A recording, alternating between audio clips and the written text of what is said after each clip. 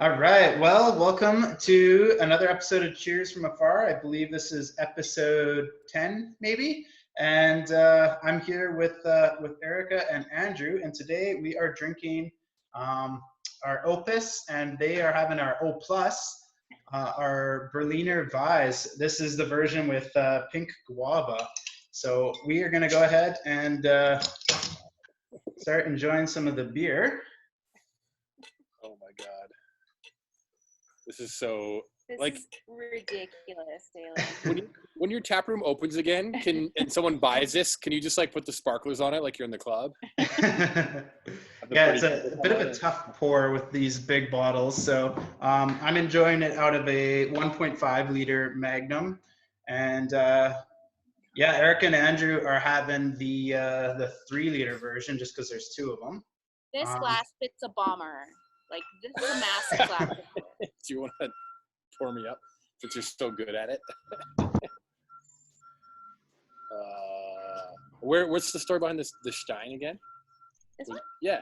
Oh, hey. What's up, Ryan? Good timing. I come during the Sweet. We're live on We've Grain got, Bin Show. Oh, no way. Ryan Huska from Dog Island joining I us love for the a quick bin beer. of the grain. It's probably good for Okay. that, Hey, Ryan, Hey. pull up a seat in the glass. right? Stand here, I guess. I don't know. Well, yeah, we got a glass for you, so. I'll just keep moving in sporadically. Okay. Stand there. You'd actually be framed beautifully. Oh, yeah. So what? I got to ask you a question. I knew you asked questions, but I got to ask you a question. What was the inspiration behind giant ass bottles? Yeah, so I mean, I'm sure as you've seen, and even Ryan, I'm sure as you've seen too, like there's been a pretty big change away from large format glass to cans. And so I know when we first opened, we committed to the 650 ml bombers, and there's a lot of talk about how those are getting phased out and out of style. And so we thought, you know what, we love drinking out of glass. I mean, we love cans as well, but we love glass. We love big bottles that are, you know, set up for sharing. And why don't we just double down? And so we first started releasing magnums. Our first magnum that we released was a barley wine, so a 10.5% barley wine. And now we started transitioning into some of our specials, and our Berliner Weisses will only be released in both magnums and Darabombs. Sure, why not? I love big bottles, and I can't deny. This is really good. This is amazing. Wow. Like, I'm glad the sun just came out for this moment. It'll probably go away soon, but It's why. it's so Yeah. just the right amount of tart. It's bottle conditioned beautifully. Those bubbles are like prickly and crisp, That's really nice. and the right amount of fruit. Usually when people do the Berliner Weiss, it's like fruit. I'm like, let me give me some tart. And that's kind of the trick with Berliner Weisses is like more often than not, like traditionally you would have a Berliner Weiss and then you would have your fruit that you add to it at the point of sale. So Yeah. you can kind of be choosy on how much fruit you want to add. I mean, I know we prefer more of like a balanced flavor. We like the fruit to be apparent, but not overbearing. And also fruit's expensive. So you got to kind of find the right balance, right? Yeah, 100%. My God, this is like, I don't, it's a lot, but I could probably do one of these myself. I could drink a liter of this. Oh, easy. Yeah. Easy. Good thing there's 3 liters. Liter. There, done. Yeah, so I think the trick to a good Berliner, not saying that we make, I mean, we're very proud of our Berliner, but I think one of the key things to having a decent Berliner that some people kind of look over is you gotta do a Brett Berliner. A lot of people are just doing kettle sours, and while there's a place for kettle sours, I think you miss a little bit of that rounded flavor. It's such a light beer. They're typically like 3%, sometimes 3.5%. And yeah, you need to have kind of like those subtleties and flavors in such a light beer. So I know for us, I think the thing that makes the thing that we're most proud about with our Berliner is that subtle Brett flavor that you get from it. Yeah. Yeah, it's really super tasty. easy to drink, but you can just also sit on it and contemplate it. Yeah, everything works really well. Like you God. just get all these little hints. Oh, it's amazing. God. Oh, blood. Love it. And it took me way too long to realize that your magnum opus, like your opus beer, was packaged in a magnum. I didn't put that together. I was like, oh, opus. Yeah, that's a really good beer. Opus. Da, da, da, da, da. And then we're talking about, oh, yeah, what's the barrel size? Oh, Jeroboam's, magnums. Yeah, it's great. And then someone's like, oh, yeah, the magnum opus. I'm like, oh, my God. Way too long. Yeah, it's typical brewery pun shenanigans, you know. I love it. Yeah. I love it. Yeah, so I'm sure a lot of the people probably recognize. Probably recognize Ryan from Dog Island, and then recognize the two of you from your work with the Crafted Beer Guide. Why don't you just? I'm sure you're sick of telling the story, but why don't you just give us the elevator pitch with the history kind of behind the Craft Beer Guide? Beer Guide, yeah. So at the time, I had launched a magazine for another company. I'd been in sales for like 12 years, and I'd been thrown into people of beer royalty. Erica being one of them. She was a purchaser at Sherbrooke in Edmonton at the time, and opening bartender at Beer Revolution. Those were the two places to drink beer and you buy your beer, for the most part, still are. Yeah. We went to BC. We used a similar book to find breweries, and it was really helpful. And then thought nothing more of it. And then our friend Mike Foxshunker was one of those other people who was really into beer. Nice, cute little stool, cute little Tuska, a good little boy. And he brought back a book, a few months later, and he's like, I don't know if he said it or we said it. Someone said it. They're like, hey, like Alberta should have a book like this. So send an email to that magazine. Pardon me, it was that Berliner. Das ist gut. Sent an email to them. I'm like, hey, I have a magazine. I've been in sales. We know people in beer. Bring your magazine to Alberta. We'll help you do it. And guess what they said? Nothing. Magazine. I know sales. I know people in beer. Let's just do it ourselves. We went to a designer, or we referred to a designer, actually a friend of, Ryan Stang from Ale Architect and Norseman fame, the brewer over there. He referred us to a designer, a good friend of his, and an awesome designer with a local Edmonton company, Burke, and a printing group. So we're like, hey, I need you to make a design for me because, like, we're not investing money in a thing. I need something to go sell the ads to pay for it. So he was passionate about beer. Mm-hmm. Created this shitty little mock-up. Like, it looked good. Actually, Grain Bin, I think you and GP Brewing and I think Blind Man were the original 3 samples in this original shitty little book, like stapled together. It was just a piece of junk, but it looked good. And then we took that other magazine from BC because it had nice paper. And part of the pitch was like, it'll look like this in the shitty book, but it'll feel like this, which was the nice paper from a province over. And basically just pre-sold all the ads. I think it took, I don't know, a month or 3 weeks, or I can't remember what it was.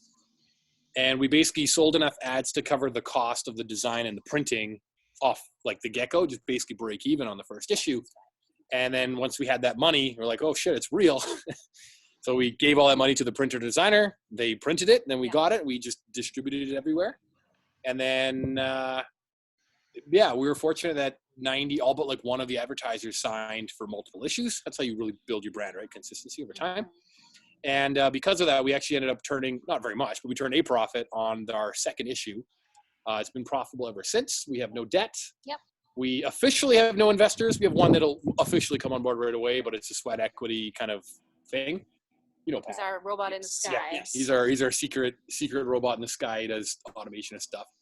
But other than that, Erica does all the editing, a little bit of writing. I do a tiny bit of writing, but we have writers. We pay some of our writers. Some just want to do it because they volunteer, and our budget isn't huge for it. Yeah. We pay our printer, we pay our designer, and then with Pav automating stuff, I coordinate all the content with. You get the emails gently prodding you. Hey, what's your new beers? And then, we get it out to people who love beer. in Alberta and in other provinces too. We have subscriptions, so we send them to some, couple dozen people, and they're in a few different places. Got a few in BC, Saskatchewan now. The others in Ontario. Yeah. We have one in the US. Just one, but yeah, sure, we'll send it. that's the pitch. Yeah. So the original, so not. And they say, hey, I wish there was a guide that showed us all the Alberta breweries because we would love to explore them. I'm like, well, here you go. Let me tell you. Yeah. With so not counting the GP Grain Bin Blind Man kind of trial run, episode 1, how many breweries were in that? I think when we did the pitch, when I wrote the email in it was like March or April of 2016 to that other company saying, hey, come here. I think we had 24 breweries was in that email. And then when we printed the book, it went to print it came out in September. So we went to print in July. I think it was 32, maybe. I think it was 30 or 32. We've got issue 1. You can count it. I don't know what it is. I just moved. Everything's packed. Yeah. What about now? What's the count in the most recent? I think because we've trimmed the book a little bit. Like when we were new, we're like, I don't have the license, just go in the book. And now we're a little more picky. If you have a brewery and like a tap room that people can visit, then that's what gets you a page in the book. Mm-hmm. Like for a while, I had Fallen Timber in there just because I love Nathan Ryan. And they were making a braggot and a honey Kolsch. Yeah, honey Kolsch. I was like, he's in. He's one of my favorite humans, so he got a page. Yeah, so I think we're like 110 tap rooms. I think there's 115, 16 breweries. If you count macro stuff like Wild Rose and Banded, then there's a few more. Right. And then, there's contract brewers. And then with all like licensed producers, like distilleries, meadery, cidery, fruit wine, like Class E manufacturer, I believe it's 175 producers in Alberta right now. Unreal. It's crazy. So much liquor. Mm-hmm. And you guys are looking at expanding it outside of Alberta. Yeah. We did one issue in Nova Scotia in 2017, 2018. So a couple years ago, Andrew and I went to a conference and they were like, do what you want to do. Better yet, make a business that lets you do the stuff you want to do in life. And we were like, hey, we want to go to Nova Scotia. So we made a book and we went to every single brewery in Nova Scotia and distributed it. Yeah. We spent a week in Nova Scotia because we made a business that allowed us to go on a trip to Nova Scotia. So the whole thing was a tax deductible because we made a book and distributed it. Yeah. Man. But we do want to do like sustainably though. Spirits Guide is next. Yeah. Which I think technically, seltzer's weird. We got to talk about seltzer. We got to figure it out. There's stuff. I'm pumped to have. I've got a great video idea. I'm not going to tell you it, but we're going to make a video with your seltzer and some other bullshit macro stuff. So what seltzer?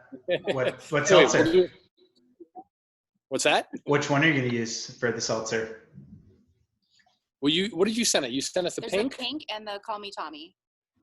Okay, yeah. Yeah, is Call Me Tommy, which is gin lime. Okay. I don't drink. Yeah, so Call Me Tommy is our lower ABV version of our gin barrel aged seltzer. So we had the Mr. Collins was the 7% version, and then the Call Me Tommy is the 5% version. Nice. Yeah, I remember having the gin barrel aged at. I think maybe you gave me a taste of it when I was up there last. Oh, maybe. I think it was just coming out or about to be out. I think it was off a tank. Yeah. It was good. It was very good. Oh, when you guys all went. Oh, yeah. You were there. Yeah. You were off. He had to go do work, and then that's when I was hanging out with you, and then you had to leave, and then. Yeah, I did. I saw you for like a minute. Good timing, Dalen. Yeah. For a minute, and then hung out with Scott and got. Oh dear. Fed beer. And hot dogs. We had hot dogs. If anyone hasn't been to the Greenman Tap Room, my God, that hot dog roller is big as that table. It's industrial. $100. Yeah. 72 Costco-sized hot dogs. Yeah. Which is like 150 regular size hot dogs. Yeah. Yeah.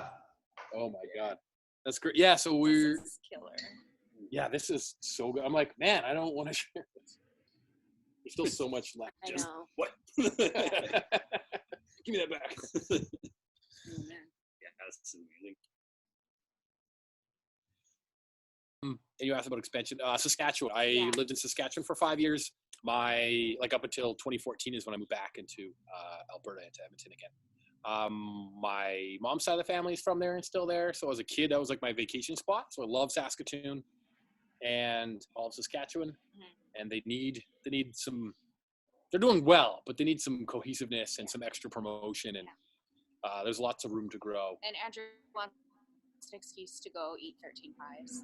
So. I love the pizza in Alberta, but the greatest pizza I've ever had. I haven't eaten my pizza way through Italy yet, though. But the best pizza I've had in Canada is 13 Pies in Saskatoon. It's a New York style. You get this giant ass pizza and they cut it in 4 slices. It's just as big as your face. The sourdough starters from like 1984, like older than me, like unreal. Yeah. New York pepperoni. Oh, gonna keep that in mind. 13. Think we're doing like a social distance drive across Canada without God. interacting with any people at all this summer because our European trip got canceled. Yeah. So let's go to 13 Pies. Dude, you'll love it. It's so good. Sounds good. It's great. I'm sold. And you do pizza by the slice there too? Or no? We do. We use our local pizzeria, Ramona's. Nice. Yeah. It's good stuff. Very good stuff. Yeah, we do the same. We have, I think it's called like Alamo's Pizza. Just they bring us a few boxes. We throw them on the spinny thing. Yeah. So awkward. It's so bad. We we had an Alamo's in Sexsmith, which is just north of Grand Prairie, and man, that was it's I don't know if it's still open or not, but I think after their most recent stabbing, they shut their doors. Oh, no. And there's nothing like Alamo's pizza. Regardless the Alamo, yeah, it's. Want good pizza? You need a couple stabbings in you. Oh, no. So one thing that's funny though is we had a brand new firefighter in Slave Lake. Oh, and he trying to say something. they told this firefighter, they said you should call Alamo's Pizza and order 13 pizzas for all the firefighters. So he called Alamo's Pizza, but he called the Alamo's Pizza in Texas. Oh, that's right. ordered 13 pizzas. And then they called and they're like, where in Texas are you? And he's like, well, we're in Slave Lake, Alberta. Yeah. In Canada. And he's like, oh, we can't deliver there. So then he ended up just saying like, here's my credit card number. I'll just pay for it and just deliver it deliver it anywhere in Texas. Yeah. Wherever you think is best. Nice. And they sent it to a fire hall, didn't they? Yeah. Yeah. And did This they is just a send, never-ending bottle. Oh my God. Thank you. didn't that fire hall send? Yeah, they ordered pizza Because for Slave Lake. there's what, a huge fire training center in Slave Lake and also down in Texas, right? Yeah. There's like some connection between. Yeah, we have like one of the bigger Alberta. Oh, my fill your goodness. stein. Oh, get it! Hey! Yes. I mean, able to just Hey. fill the glass. The important part is consuming the glass. Yeah, 3 liters is a lot bigger in the glass than it is in your head. Yeah. We had to bring it back up. Yeah, I got an SOS. Yeah. I saw the bat signal and I raced over. Well, really, if you think about it, if it was just the two of us, Perfect timing. liter and a half Yeah. versus a liter. I'd be so full. You wouldn't. Yes, I would. You wouldn't have to eat dinner then. That's true. I'm committing to the liter and a half. I'm proud of you. Yeah. It's good. It's good work. So, with with your experience in some of the other provinces in Alberta, what are some of the key differences that you're noticing from like the Alberta craft scene to say Saskatchewan or Nova Scotia or some of those other places? I think Nova Scotia is really like community focused. So they have government liquor board, so they don't have as much freedom as we do here to sell wherever they want. If you're not in a government liquor store, you're not getting distribution. Private stores are fairly new. There's like in Nova Scotia. a dozen private stores or something ridiculous. But I mean, another thing to bear in mind is there's fewer than 1 million people living in Nova Scotia. Yeah, it's like 900,000 people. So it's a province with a population less than Edmonton. So. And actually, when we opened the beer guide, Nova Scotia had more breweries than Alberta. Per capita. No, total. Right, more breweries, yeah. Yeah. And they still have the highest. And way higher per capita. So when we did the Nova Scotia like guide, they were right around 40. And yeah, they're around 50 or so now. But the thing that they really focus on is kind of like just community centered, right? Like they do most of their distribution out of their premises. A lot of them are seasonal. If they're in like tourism towns, they'll only be open from like March to October kind of a thing. Way out in like the trail and stuff. There are no breweries on the Cabot Trail, so we did not go on the Cabot Trail, even though we flew all the way across the country. But there's no breweries, so we didn't go. How many miles we put on in that? We rented a car. And we did like the island. figure 8 of Nova Scotia. Yeah. I think we did like 3,600 kilometers in 6 days. And then the 7th day was just like we got everything done. So on the last day, we could actually, like we'd stop for a beer here and there, have some food, time it out, whatever. See people, see family. But on the last day, it was like just in Halifax. It was just beautiful day. It was like 35 degrees. Oh, it was so hot. You went and bought a dress because it was so hot. Shorts and a tank top, and it was too much clothing, so I had to like stop into a mall. And we could just drink on patios and go to places that we enjoyed. Cool. We went on. I have a girlfriend who lives in Halifax, and we went on the amphibious bus tour thing that goes like into the bay. We went on that. And she was like, this is so great. I never do this. I live here, but this is super cool. So we went with her and her little daughter, and we had a great time. I love doing that stuff. Yeah. Like, why not? Like, do the tourist stuff in your town. You'll love it. The only disappointing thing in Nova Scotia. What? Well, there was 2 things. Okay. They've probably got better now, but at the time, no one rinsed glassware. Oh, yeah. Oh. Or did like CO2 purge on growler fills. We were like all the bubbles and all the glass all the time. We're like, what the fuck? So we had to, one place rinsed the glass or 2, and then one place rinsed or actually did CO2 purge on growler fills, which blew my mind. And then the only other disappointing thing was King of Donair. The original location was don't do it. Wasn't great. Oh. Everything else is great in Nova Scotia. I love it. Maybe it was an off day. Maybe they had like their nephew Roy in there. It was like a quieter afternoon. It wasn't like 3 a.m. on Saturday. Yeah, the Prince of Donair was running the front. Exactly. Dave's got this. Yeah. No. But there was a place we went to. It looked like someone had converted a house garage into a shop, like storefront. We drove up to it. It was called the Lobster Pot. Oh my God. And they took this giant strainer out of a giant pot and just dumped a bunch of freshly caught, freshly cooked lobsters into this big tray at like 4 o'clock in the afternoon. And we just went in and I said, I'll take that one. They handed it to me in like a grocery bag. And it was, I think, $7.40 for a whole lobster cooked, ready to go. Perfect. So I used the lobster crackers God gave me, hands and teeth, and we ate it while we drove to the next town. That was right by Uncle Leo's, which is a really cool brewery out in like small town Nova Scotia. Yeah. The Lobster Pot. Next time you go to Uncle Leo's, go to the Lobster Pot. Yeah, Uncle Leo, hello. Hello, Jerry. You gotta. Yeah, as much as I love BC and the West Coast, man, nothing beats East Coast seafood. Yeah. There's nothing like it. We talk about scallops. Oh. A plate of so the people are so used to them. Everyone gets them. Not everyone. In a more touristy spot, whatever. They're like, if you just order scallops, you get them deep fried. I'm like, whoa. We want them pan fried naturally. Yeah. So we were in Digby, which is the scallop capital, right? Digby. Roof Hound's nearby. Roof Hound. It's right by there. Yeah. Anyway. So we went to this like local little seafood restaurant right on the it's not really the ocean, it's a river, isn't it? Yeah, but it's near super tidal, like it's 40 feet change. Yeah, you go in for food and it's like, oh yeah, the river's right there, it's right at the edge. Yeah. And then you come out 45 minutes later and it's like gone. 45 feet down, red soil, red clay. Yeah.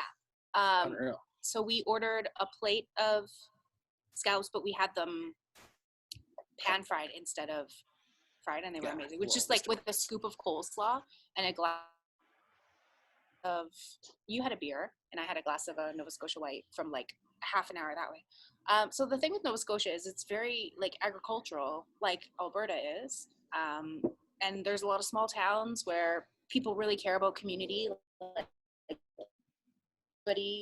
everybody. Dog Island, right? Yeah. Like, What do you mean you have me to Dog Island? Yeah, I mean, we leave them zero choices. I mean, they, Well, there's a Mr. Mike's, is there? yeah, nice. yeah, which only serves Dog Island on tap. So either way, we're Oh yeah, okay, fair enough. You got him either way. Yeah, so it's really a community driven industry. And I mean, like I've worked in sales roles before. Ryan works in sales right now, and I think we would both agree that the craft beer community in Alberta is really like convivial. Like we're not trying to take taps from each other. We would rather take a tap from a macro, right? Sure. And you know, whenever I was in a sales role, I would always say it's my job to be a resource for my customers, not to sell them beer. So if they need to know, you know, what that new lip pointer is called, I'm going to send Ryan in there. He's going to be in there tomorrow, and he's going to talk to them about a double IPA. Because, you know, if I don't have a double IPA and that's what you want, I'm going to tell you about lip pointer. And I think there's a lot of that in the Alberta community where it's like a rising tide raises all boats kind of a thing. And we have a group chat. We go for breakfast when restaurants are open. Oh my God, pie at Hathaway's? Oh, pie for breakfast is the greatest We go thing and have that I've ever breakfast done. pie. Next to O plus for lunch. Yes. For dinner. I don't know. Dinner. This is my dinner. There's a lot of, I mean, I think across Canada, there's a lot of, you know, community spirit in brewing. Yeah, like I love being able to recommend other breweries. Like if somebody asks me, do you do a sour? And if we're currently not doing a sour, I will give them my personal list of my favorite Alberta sours. Yeah. Or if somebody is like, oh, have you tried using this or doing this? No, but I know somebody who has. Yeah. And then you'll be like, do you want me to send Matt in there? He'll be here tomorrow. Yeah, let me send you their contact. Now, right? It's very cooperative. Yeah, People- like I've had other reps recommend me. Yeah. And then I get a call and I'm like, oh, I haven't been to your establishment. And they're like, oh, but so-and-so. Yeah, so-and-so. You know, sent me Oscar, a go copy. talk to this guy. Here's his contact. Yeah. Or how many times people just text you? They're like, who's the contact? Who's the GM at this place? Who's the person at this place? Yeah. You don't ask questions. You just send them the contact. Yeah. You just help each other, right? Like it's so. Like in our chat, it'll be like, oh, I need to order some product. Who's got a delivery day or whatever, right? Like it's all.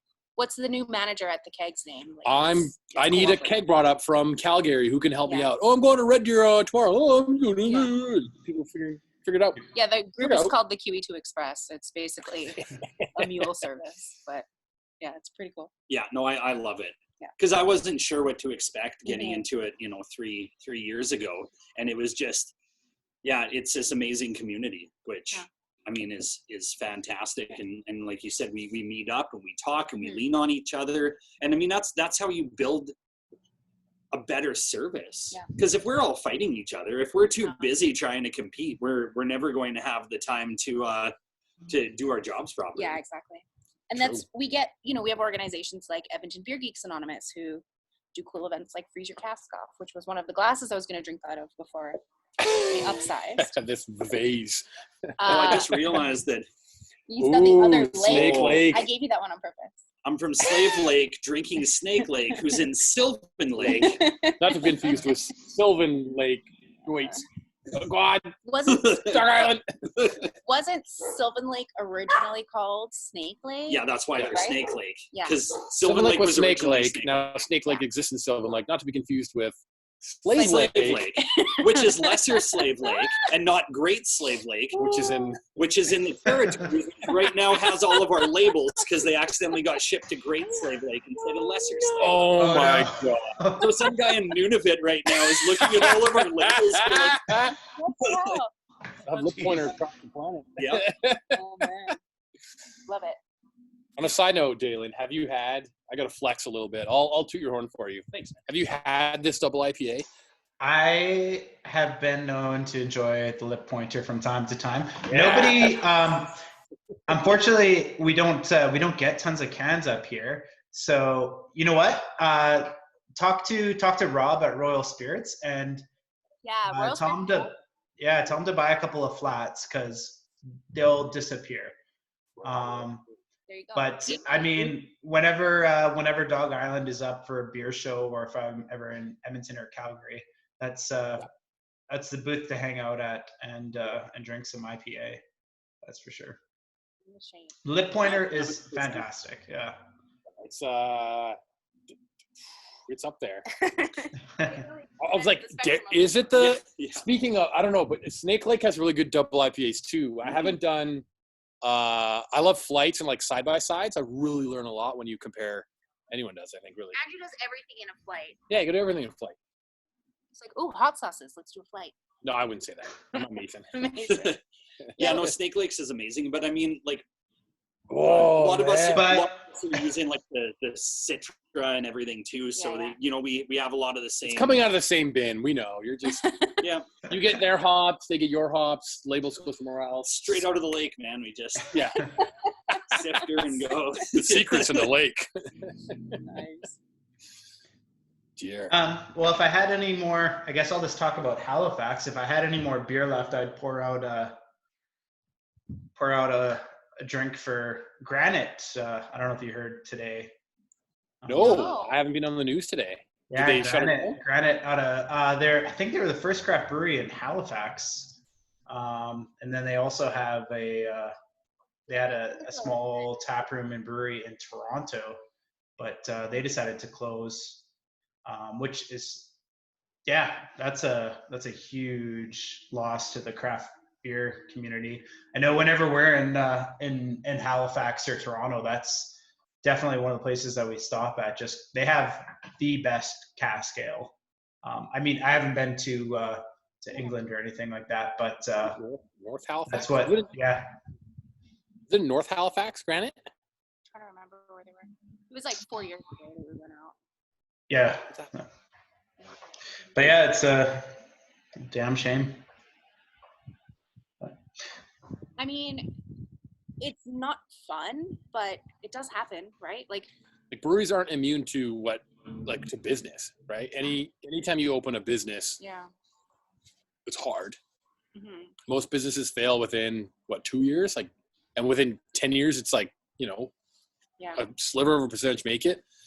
We're not immune. We're a little more, we mitigate our risks based on, times are tough. Well, Commiserate, times are great, celebrate. Right, so far we're so far we're we can't go out there, still so drink at home. We can go out, let's go out planning drinking. the next issue of the guide, but if it came to be that all of our sponsors who fund the guide all decided they don't have a budget for it, then we just wouldn't print the guide, right? It happens. We wouldn't close the doors because we have no doors to close. Or where I'm with my laptop, this is the office, right? Yeah, here's the office. Right? But we would just sign more people and bounce back. I'm not going to let it die. It might be delayed, but if nobody wants it anymore, then it's over. Yeah, that's pragmatism at its finest, right? Business, It is what it is. We just go more digital. We did our first little campaign with Alley Cat. We'll sign some more people. Hint, hint, nudge, nudge. Yeah, sign some dogs next. Wink, wink. Cats and dogs. Sign some snakes. Sign some grains. I don't know. Yeah, let's why don't we talk about some positive stuff? I know Dog Island has that new well, maybe it's not new anymore, but that Alpha canning line. What's coming down the pipeline from Dog Island? Ooh. Right now we're still playing the catch-up game with everything. So we Saints and Sinners is still selling like crazy. Lip Pointer, the Raspberry, still doing really, really well. Dibs. And then we launched our Nation beer. So we did a bit of a collaboration with Oilers Nation here in Edmonton. So I was ordering or delivering some beer today. So we put on your uniform. We've been doing a lot of that. It's been doing really, really well. So not a lot new. We'll play keep up or catch up for a little bit, and then see how things go in the next month or two. But side note to the canning line, Ben and Chad used their ingenuity and built their own depalletizer this week, and it worked. It actually Like to push the cans off into the machine. Brought the pallet right up and dropped the cans down and did everything it was supposed to do. So We've got another special guest arriving. Another one? Yeah. Oh, it's yeah, but that's been about it for us. Just keeping up. How about you? Yeah, I mean, like, packaged beer these days is kind of the name of the game, and so we don't have access to those dollar bills like Dog Island does. So we don't have our own canning line, so we're at the mercy of the mobile canning line. But yeah, we got a couple of new beers coming down the pipeline soon. Oh, that's excellent. Yeah. Howdy, hey. Ian, hey, how's it going? Yeah, doing okay. Mason, Ale Architect. Ladies and gentlemen, Mason Pym, Ale Architect. Ladies and gentlemen. Yeah, we are doing another run end of the month. We're going to be packaging some more beer into cans, of course, and yeah, we're trying out that new crispy Kviik from Escarpments. So we're going to be doing a Nordic Golden Ale from them, and we're packaging. We're doing what we call our chore series of beers. So we've got a session pale, an IPA, a double IPA, and a triple IPA. And those will all be released end of May. So it's mow the lawn, wash the car, weed the garden, and clean the garage. That's So amazing. those are the 4 new pails that we've got coming out, and they range from 4.3 to 11.5%. Yes. So those are going to be some fun beers. And a real serious question though for you. Very serious. Triple IPA. What does the extra I stand for? Imperial IPA. India Pale Ale. Gotcha. Imperial. India. Yeah. Nice. Double Imperial. Yeah. Yeah, and I mean we just throw the extra I in there just to differentiate between our double IPAs. But has anyone? Whoa! I know you like taking things to extreme. Case in point. I did. Have you thought about doing a quadruple IPA? Hey, what? Sorry. Like a sloppy Belgian quad? A quadruple IPA. That'd be cool. Oh, sure. Why not? I mean, we got to. Yeah, we still have to figure out because anything over 11.9%, we need a different license for. And so we're still sorting out. Like you have to get your distillation license, even though it's fermented. Yeah, you need, and it's like a firefighter thing. Like you need, I thought it was related to the fire department with certain things too. I haven't heard anything from the fire department, but yeah, I know like you do need to, you need to have like a calibrated hydrometer that you send to Canada Revenue Agency, and they check to make sure that it's that it's accurate. And then any beer that you produce over 11.9% is going to be taxed at the spirit rate rather than the beer rate. And so, I mean, that's something that we're kind of toying with, but yeah, I don't know. We'll get there when we get there. Yeah. All right. Since we're talking about crazy styles and no one's made this one yet either, you've got your Belgian doubles, triples, quads. This finger's broken. Can you do like a pentuple? A quint is 5? Yeah. Yeah, Belgian quint. The quintuplet. Just saying. Yeah. You can do whatever you want. And then put it instead of you're doing, so he was talking about earlier doing bottles like this, and then the on pack is like a regular tall can of beer. You could just do like a Belgian quint in like minis. Yeah. Like the little 1.5 ounce. Like the little Radwater cans. Oh, you poured that. I was gonna say like a hotel bar, mini bar size. Ideas, full of them. This is why I don't have a brewery. It would be a circus. Because everybody wants to buy a $30 50 ml bottle. It's a tough sell. But. That makes total sense. Mace, how good is this beer? Very delicious. Yeah, really good. I got mail today from Banff. Should we open it? Yeah. So yesterday we got mail from you, Dalen. Thank you for the package yesterday. This little Yeah.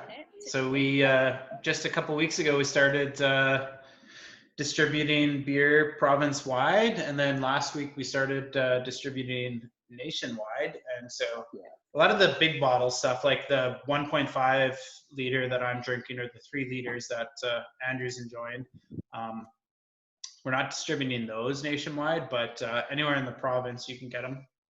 What's in envelope number 1? We've got some stickers. So I did beer news the other day, and the brewer from Banff. A poster. Yeah, and she's like, "Oh, we need to send you some stickers." So she sent some stickers, which is pretty gangster. Some Banff coasters, which I love the branding on.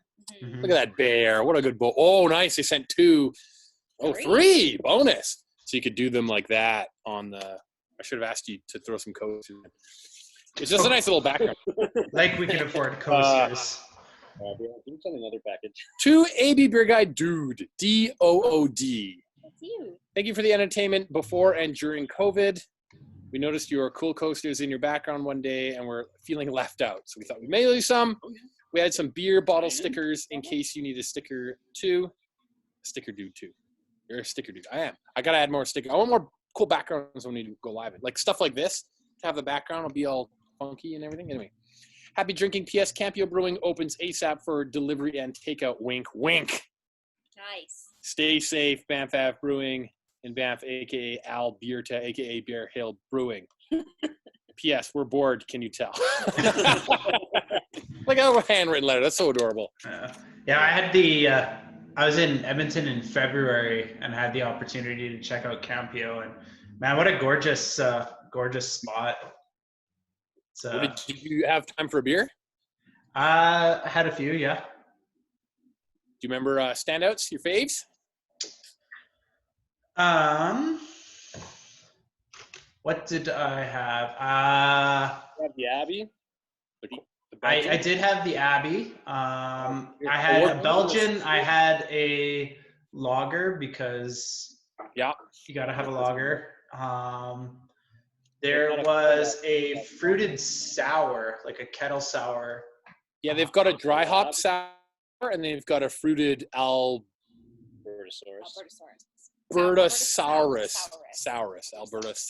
I don't think it was that. It was It was dry hop sour then, just shredded. That was the other sour. Oh no, they did have a different fruited sour for a while. Mango or peach or guava. They had a mango. Yeah, I think it was the mango. And then they had a Cascadian too, I believe. But Sour. Yeah. Now, correct. Have you done? I should know this, but I feel like I don't. Have you done a lager? Yeah, we do our Helles, Helles Gate. So it's a German style Helles. Is it year round now? It is, yeah. Okay. And then we do a Marzen, which is seasonal. Right. And then we did a barrel-aged Pilsner. Oh, of course you did. Yeah, which was a lot of fun. And and then like I mentioned, we're exploring this Kvyat Crispy strain as well. So it's not a lager because it's not lagered, and it's also an ale strain, but it's clean. So yeah, clean and crispy. Yeah, Nice. There's that. It's a season. Yeah, man, I'm so pumped to try your. I know I tried just like 1 or 2 of your seltzers when I was there, but I'm super pumped. We'll do a video or something about it. We'll have to do when we can. We'll have to do another drive. Oh yeah, tour. Hell's yeah! I want to come back to GP. So Fun fact: I lived in Grand Prairie in the summer of 2007 and ran the Cutco office there.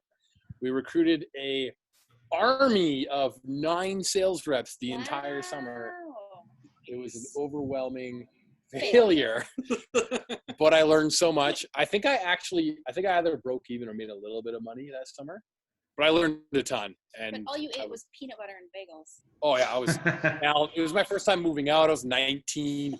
I ate like Campbell's chunky soup out of the can. I mean, I poured it into a bowl, microwaved it. I'm not a heathen. But I ate like canned soup and bagels and fucking. I was like exhausted the whole summer. I'm like, why am I so tired? They like shit. You need to eat more peanut butter. Yeah, that should give you energy. I know it's expensive. Yeah, but I made money on the 3 desks and chairs that was donated to me, and I sold when I left. Oh God. I don't know. It was good. It's fun. Yeah, you guys. End of May, we're packaging. We're gonna package another run. Like we just ran out of the pink seltzer that we sent you. Yeah, So it's a pink lemonade tea-based seltzer. But we're packaging some more of that end of May, and then we are also releasing our blue as well, which is a blue watermelon seltzer. So it is our fermented hard seltzer. It's a grain-based seltzer, and it is. We work hand in hand with Steep Peak Kombucha. So it's a kombucha brewery in southern Alberta, and they kind of help us out with like natural flavors and adjuncts to add. And so we're doing a kind of like a butterfly pea blue seltzer. So it's blue in color and tastes like watermelon, and it's a ton of fun. Whether you're a seltzer fan or not, it's kind of one of those things that's like, who cares? Have fun. And we've got a video coming for you. Yeah, we got a video coming for you. Just to say, we're gonna drink one of the coming seltzers next. later today, and we've got a video coming for you.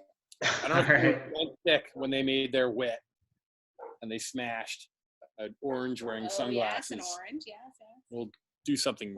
Anyway. Like that. We've got a video.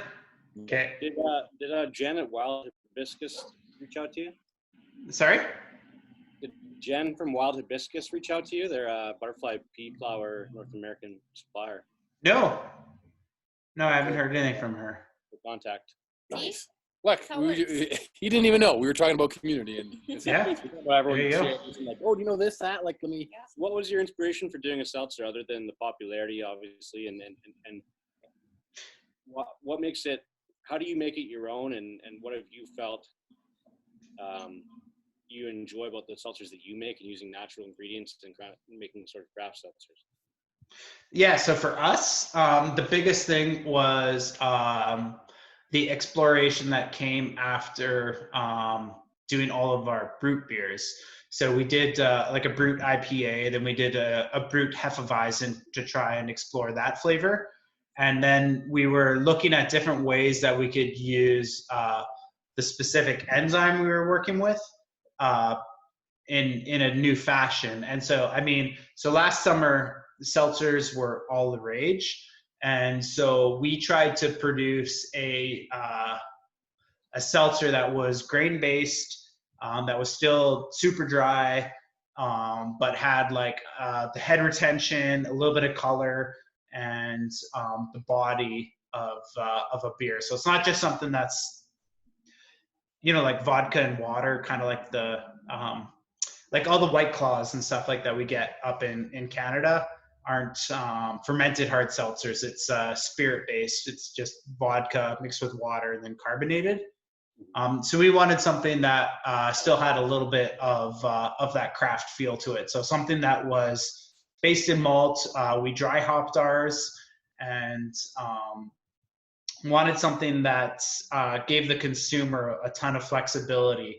So the first one that we released, our Helter Seltzer, was lemon and lime, but it was very, it was a subtle drink, and it's super great on its own. But we also wanted something that gave the consumer a ton of flexibility. So it's something that they can explore using it either as like a mix or drinking it on its own.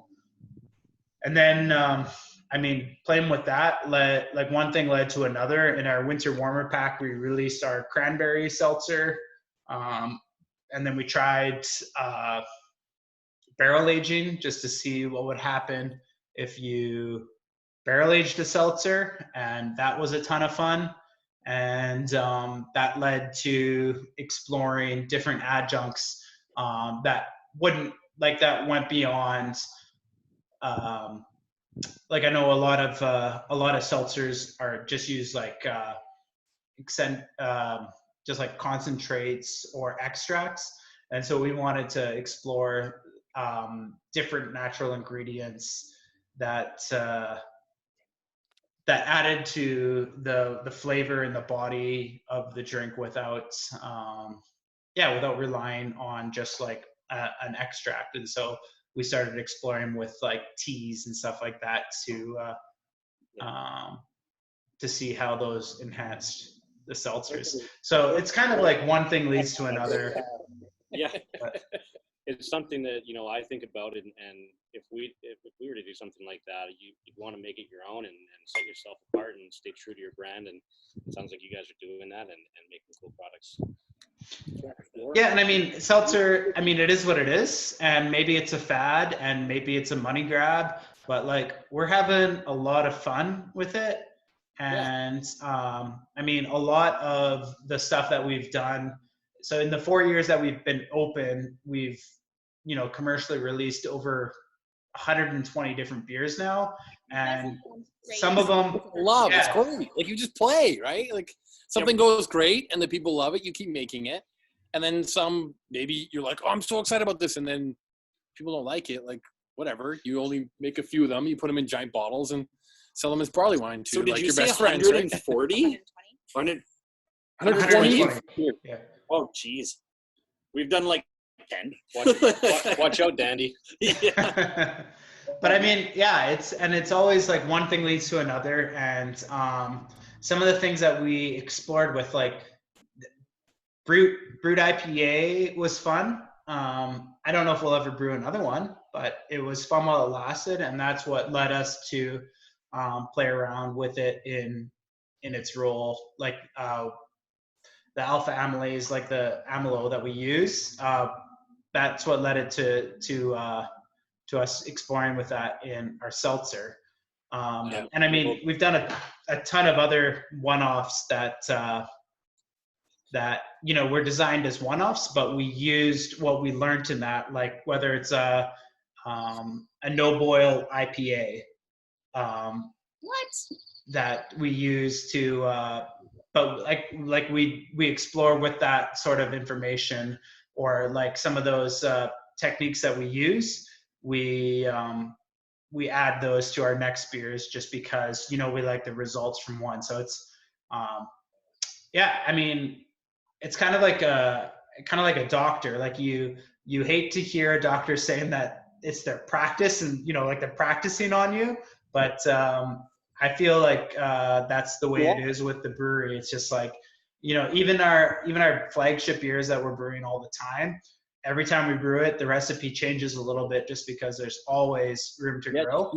Tweaking it, dialing it in, try this, try that. Like, yeah. And I mean, not everybody's going to enjoy every beer, but that's not the point. The point is to grow as a brewery and to explore new things and to gain new skills and to have some fun. And whether you're doing that by, you know, only brewing traditional stuff and exploring new ingredients or old techniques, or if you're brewing kind of like off the wall, like, I mean, we just brewed a barley wine a couple of weeks ago, and it was an 18-hour boil barley wine.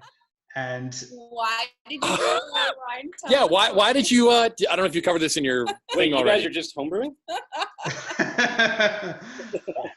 we let somebody else pay the utilities. That's the trick.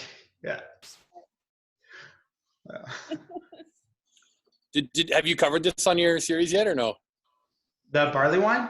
Yeah. I don't think so. But like well, you know Calder, right? Like it was that weekend a few weekends ago. His birthday. Yeah.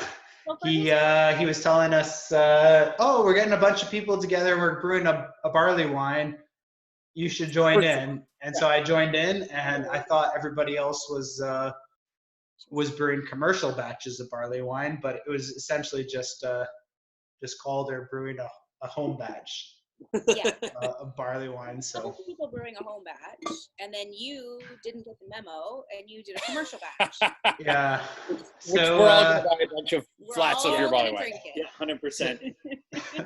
So you guys can look forward to a bunch of overpriced barley wine that you're gonna have to buy in order to offset the costs. But yeah, it was. I mean, Happy birthday, Kaiser. Yeah. It was on the weekend, so it was free, right? Yeah. Oh, He's an owner. Later doesn't matter.